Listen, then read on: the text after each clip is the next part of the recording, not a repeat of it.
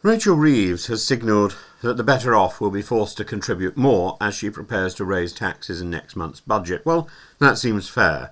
The Treasury, facing a £20 to £30 billion black hole of her own making, insists there will be no return to austerity, no surge in borrowing. So, the Chancellor has only one door left to open, the door marked Tax the Rich.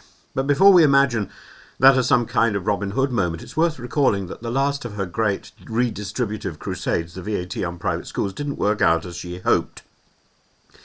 It didn't work out because the Treasury hadn't done its homework. It was an exercise in class politics dressed up as fiscal responsibility, and again, these grand plans about state spite and class reform backfire.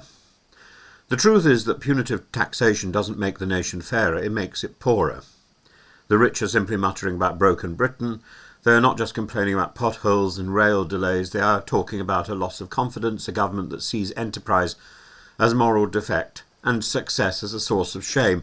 And if Reeves continues on this course, many of them will simply decamp. They will go to Ireland, Dubai, Monaco or New York, leaving Britain to whatever is already developing, whether that is the paranoia of the great displayer, the great replacement theory, a shattered economy, or a creeping moralised tyranny that expects deceit to be endemic, as Paul Burrell rather nastily suggested, of our monarchy.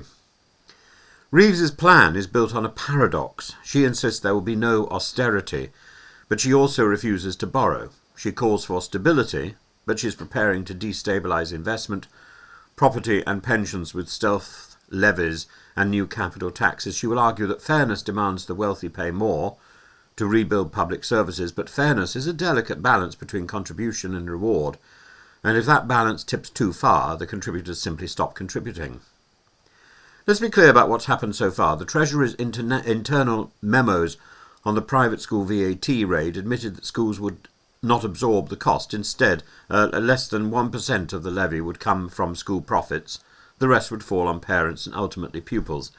The outcome has been predictable. 81 schools have closed and nearly 25,000 children have been dropped out of private education, far exceeding Labour's estimate of 3,000. The government's own figures have been shredded by reality. Instead of raising £1.7 billion in tax, the policy has created pressure on state schools and reduced the overall tax yield, nor has it produced the promised surge of state school teachers. And yet, Reeves appears to have learned nothing. She talks about tough decisions as though toughness were itself a virtue.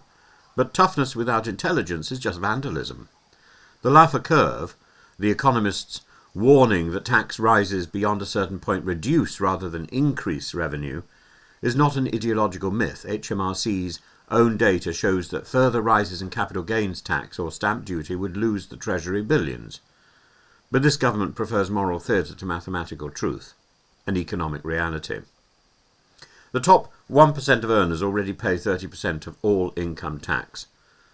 Through that single tax alone, they contribute more than £1 in £10 the government collects. Yet Reeves calls this insufficient. She speaks of a fair economy that rewards working people, but the language conceals the danger. Britain is on the edge of taxing its productive class into apathy. And the Chancellor faces a genuine dilemma. Growth is flat, the OBR is likely to downgrade productivity again, and Brexit's long trail reduced trade efficiency. But scapegoating the wealthy for structural decline is neither economically sound nor politically wise. It feeds resentment, not renewal. What Reeves calls state stability is really fiscal paralysis. The Treasury has become the guardian of a stagnant orthodoxy: no borrowing, no risk, no vision. That may calm the bond markets, but it terrifies investors who sense that the government is more interested in symbolic equality than national prosperity. If Reeves wants to plug her deficit, she might look not to the taxpayer but to the state itself, the $10 billion of welfare paid to non-British citizens, the bureaucratic excess of the NHS, the duplication in local government and quangos. Instead, she will turn once again to the one section of society that cannot vote in a bloc, cannot strike and cannot complain without being called selfish, the upper middle class. It's a mistake that every Labour Chancellor from Stafford Cripps has made, to think taxation as a tool for moral correction rather than economic efficiency. The result always is the same: capital flight, a fall in confidence, and a smaller tax base than before. So the coming budget will not be an act of fairness, it will be an act of faith.